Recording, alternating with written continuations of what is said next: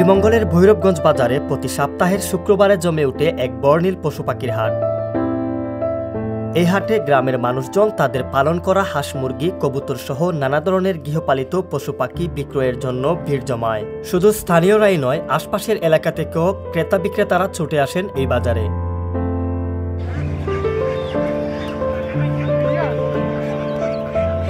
মৌলভীবাজার জেলার শ্রীমঙ্গল উপজেলার খালাপুর ইউনিয়নের একটি ঐতিহাসিক ও গুরুত্বপূর্ণ স্থান হল এই ভৈরবগঞ্জ বাজার। স্থানীয় সূত্রে জানা যায়, প্রায় ২০০ বছর আগে পূর্ণদত্তের পরিবার এখানে ভৈরব মন্দির প্রতিষ্ঠা করেন, আর এই মন্দিরের পাশেই ভৈরবগঞ্জ বাজার গড়ে ওঠে। এটি ইঙ্গিত করে যে ভৈরবগঞ্জ বাজারের সূচনা সম্ভবত ১৮০০ সালের দিকে হয়েছিল।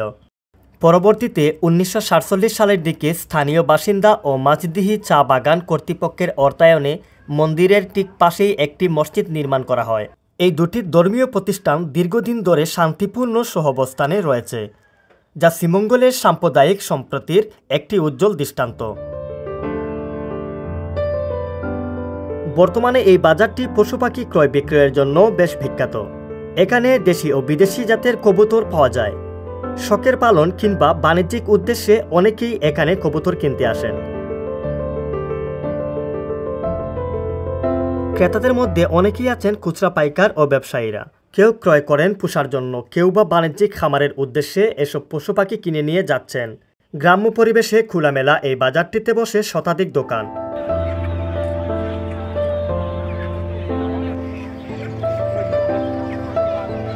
খাঁচায় সাজিয়ে রাখা হয় নানা জাতের কবুতর, খরগোশ ও দেশি বিদেশি নানা জাতের পাখিও।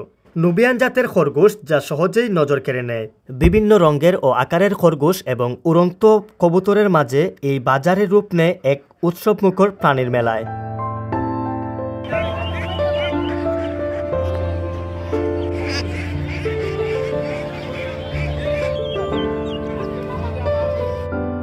এই বাজারে আরও পাওয়া যায় নানা ধরনের গৃহপালিত পশু, যেমন গরু, ছাগল, ভেড়া ইত্যাদি।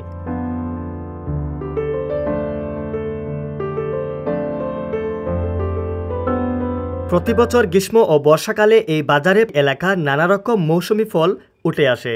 এর মধ্যে উল্লেখযোগ্য হল আম, কাঁঠাল, লিচু, আনারস, কামরাঙ্গা, জলপাই ও হরতকির মতো বিভিন্ন প্রাকৃতিক ও স্বাস্থ্যসম্মত ফল।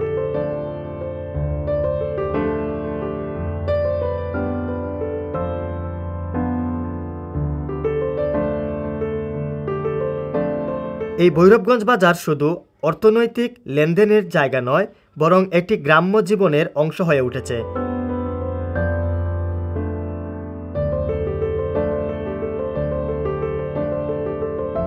সো ভিউয়ার্স, আজকের এই ভিডিওটি এই পর্যন্তই। যদি ভিডিও ভালো লাগে অবশ্যই একটি লাইক করবেন, চ্যানেল নতুন হয়ে থাকলে সাবস্ক্রাইব করতে ভুলবেন না। ফেসবুক পেজ থেকে দেখলে অবশ্যই ফলো দিয়ে রাখবেন।